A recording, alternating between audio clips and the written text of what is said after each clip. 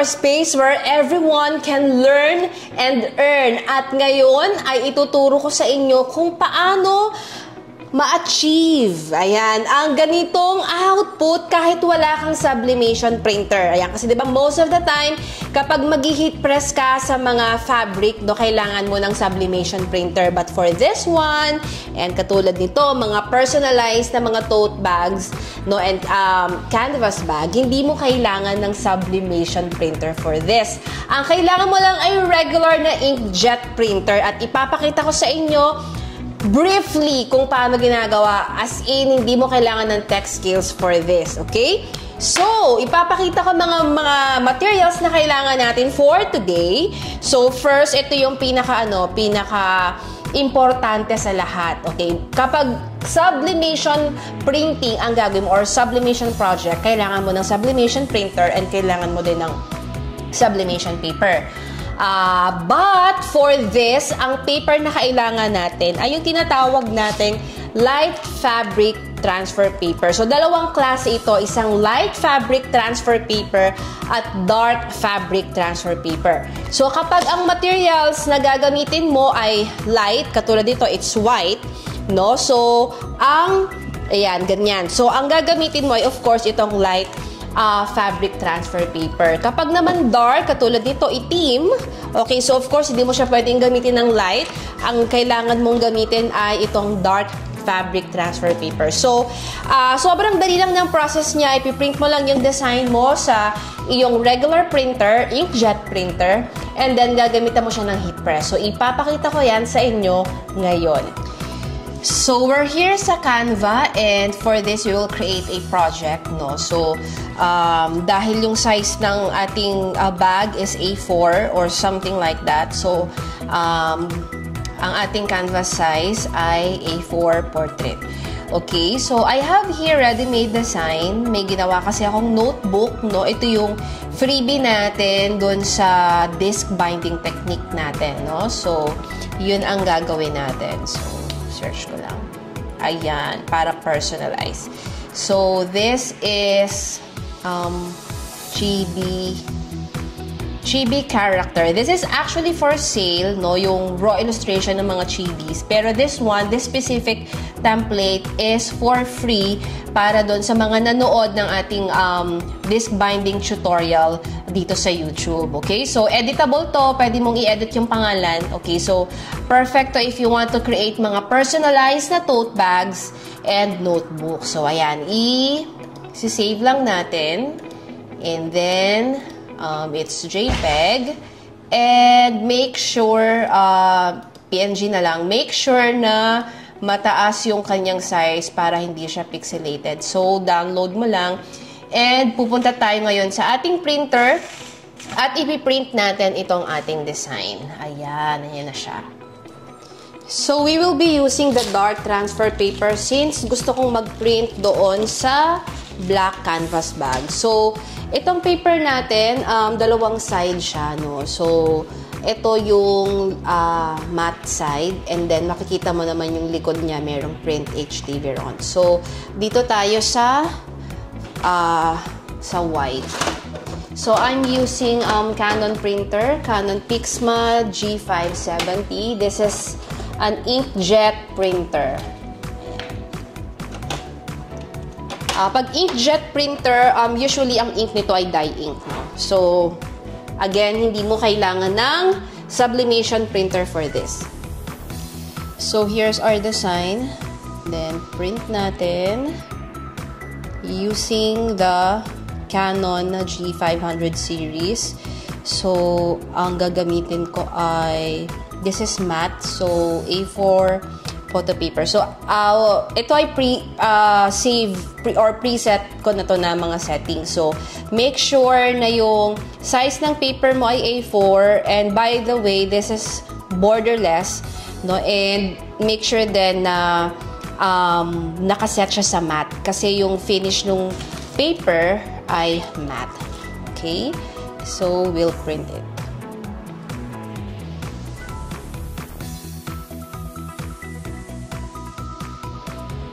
So, here's our printout. Ayan. So, ngayon ay bubuksan na natin ang ating heat press, but before that, we will trim this para wala tayong white na border. So, here's our print out at gagamit tayo ng cutter. Okay. This cutter is from Be Happy. So, in white and gold.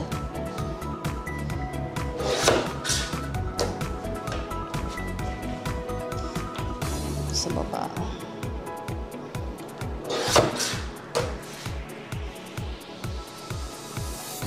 Ayan. So, hindi na natin siya kailangang gamitan ng cutting machine. As is na to. So, ngayon, bubuksan na natin yung ating heat press. So, here's my automatic heat press. This is Locklick. Okay. Meron ditong button. So, press lang natin yan. Ayan. Okay. So, what I like about this Locklick heat press is meron na siyang mga nakasave dito na mga materials, no? So, hindi mo na kailangan magtimpla-timpla ng temperature.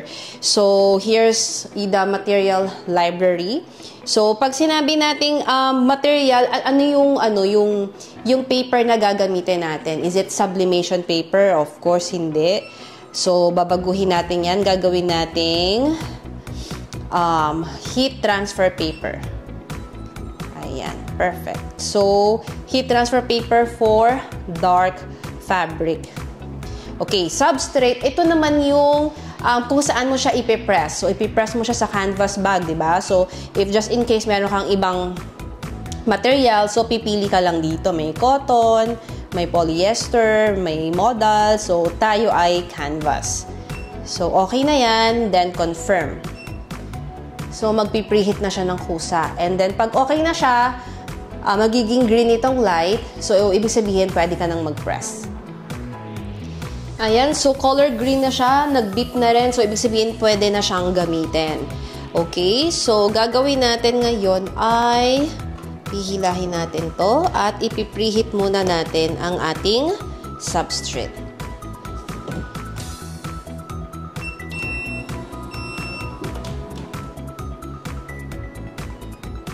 Ayan. So, nakaset na yung timer natin and yung temperature. Wala ka nang gagawin. Pipiliin mo lang kung ano yung material na gagamitin mo and substrate.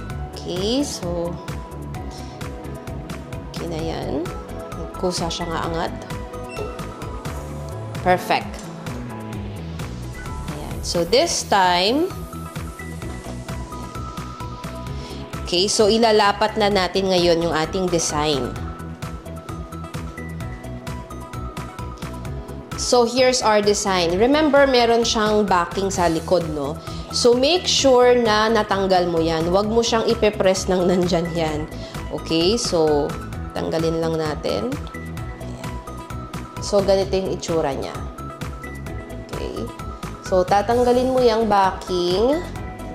At ang maiiwan ay itong printout mo. So, hindi paper, parang hindi na paper yung texture niya. Para siyang plastic. Ayan. Ito.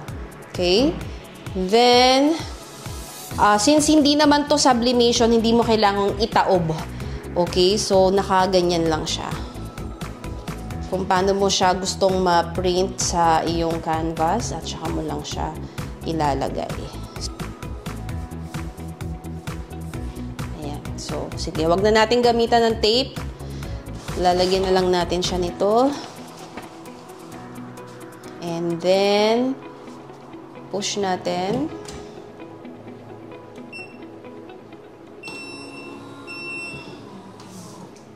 So, that's for 20 seconds. So, itong si Locklick, meron siya iba't ibang color. I think may white siya, tsaka mint green. Ayan. So, done na siya. Na ating design.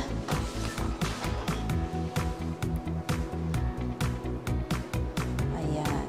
So, nag-print na siya sa ating canvas bag. Ayan. Ang ganda ng print out niya. Okay, so this time, gagawin naman natin siya sa white na canvas bag. So you see, hindi mo kailangan ng sublimation printer para mag-press, no, sa fabric. Okay, so same process, gawin naman natin siya sa light fabric. So this time, we will be using light fabric transfer. Same process. Lagay natin ang ating paper here. And then let's print. Okay, so we're now printing.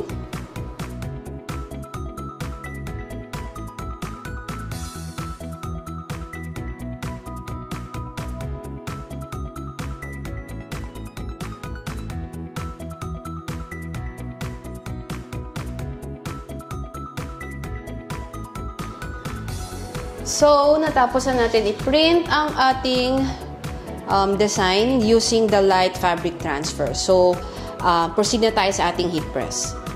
So, bago natin siya i-heat press, again, ititrim lang ulit natin yung pages, ay yung ating design.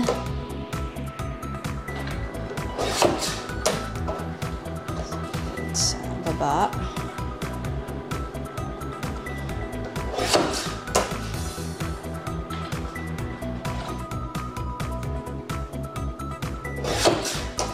Ayan. So, ready na tayong mag-press. But before that, tatanggalin muna natin yung nandito, yung backing niya sa likod.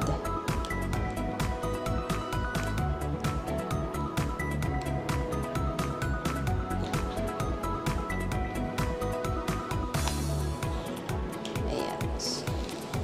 Ganyan yung itsura niya. Para siyang plastic. Para siyang balat ng ahas.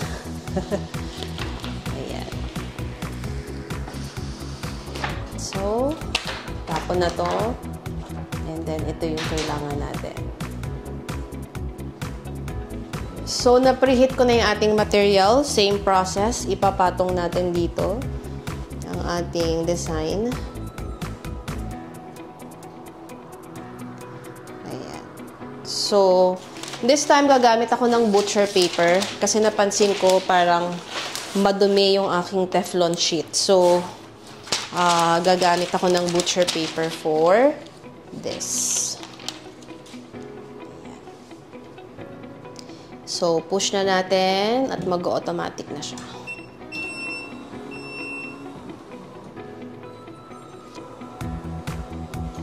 Yay! We're done. So, here's our output. Mas malinis siya. Ayan. See? Ang ganda ng print. Okay.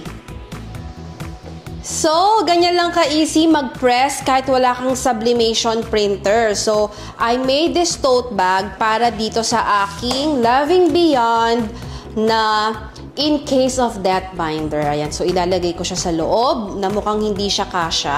Hindi nga siya kasya, pero kasya siya dito sa Living Beyond Today naman na journal. Ayan. So, matchy-matchy siya. Ayan. Look.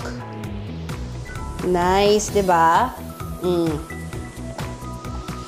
And para naman dito sa ginawa natin na dart transfer, ilalagay ko yung ating, ito yung sinasabi kong free sa disc binding tutorial dito sa YouTube. Ayan, so ilalagay ko siya sa loob. Matchy-matchy. Ayan. So look. Ang ganda ng kinalabasan. So, again, hindi mo kailangan ng sublimation printer for this. Regular inkjet printer lang na dye ink. So, ma-achieve mo na ang ganitong output. So, perfecto ngayong in every season, Pasko man o hindi. Kasi kapag nagko-customize ka talaga ng mga bags or ng mga notebooks and all, anything na pwedeng i-customize, mabenta talaga yan. So, maganda rin siyang pang-gift. So, pwede mo rin siyang i-partner if you have mga notebooks, mga journals, or planners, pwede mo siyang gawin. So, hindi mo na kailangan mag-invest sa sublimation printer if wala ka pang budget for now. Ang kailangan mo lang ay yung dart and light fabric transfer. Heat press, kung wala kang heat press, pwede rin ng plancha. Ayan. So, I hope marami kayong natutunan, and if you want more of premium crafting tutorials at gusto mong i-monetize ang iyong creativity, I'm inviting you inside our DIY premium community because hindi lang mga crafting tutorials ang makukuha mo doon, but mga business trainings na makakatulong sa'yo to jumpstart and to scale your kumikitang kabuhayan. So, lahat ng ginamit kong materials and lahat din ng mga details kung paano mag-join sa aming community ay ilalagay ko sa description box. So, don't forget to subscribe if you want to be updated sa mga tutorials natin and mga trainings like this dito sa YouTube. So, I'll see you next week. Bye mga Bibong Pinay!